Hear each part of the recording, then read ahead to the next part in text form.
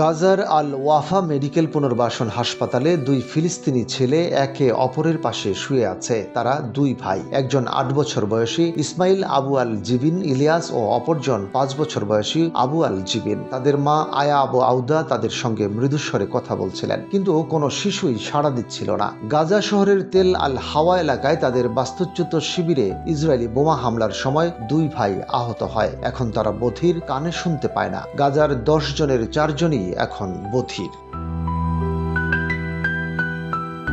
আতফালুনা society for deaf children পরিচালিত একটি মাঠ জরিপে দেখা গেছে 2023 থেকে 2025 সাল পর্যন্ত ইসরায়েলের যুদ্ধে F-16 বিমান এবং বিস্ফোরণের শব্দে 35,000 শিশু সহ প্রাপ্তবয়স্করা আংশিক বা স্থায়ীভাবে শ্রবণ শক্তি হারিয়েছেন। মিডল ইস্ট আইয়ের প্রতিবেদনে বলা হয়, ওই হামলায় ইলিয়াস সম্পূর্ণ বধির হয়ে পড়ে এবং ইসমাইলের শ্রবণ শক্তিও অনেক ক্ষতিগ্রস্ত হয়। যে অস্থায়ী তাঁবুতে আউদা তার সন্তানদের সঙ্গে ঘুমাচ্ছিলেন, সেখানে পড়ে আছে আহত ইসমাইল।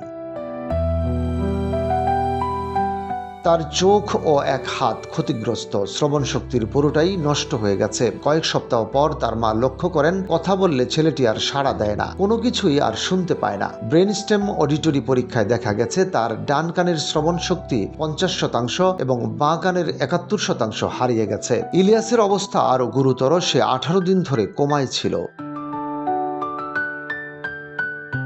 যখন সে জেগে ওঠে তখন তার আর শ্রবণ শক্তি নেই। গাজার ঘরে ঘরে এমনই অসুস্থতা নিয়ে দিন কাটছে বাসিন্দাদের। গাজার স্বাস্থ্য মন্ত্রণালয়ের অডিওলজি বিশেষজ্ঞ ইউসর আব্বাসিল নিশ্চিত জানান, F-16 যুদ্ধ বিমানের শব্দ ও বোমার বিস্ফোরণ বাসিন্দাদের শ্রবণ শক্তির বড় ক্ষতি করেছে। গত 2 বছরের যুদ্ধে প্রতি 10 জনের 4 জনই এখন শ্রবণ সমস্যায় ভুগছেন।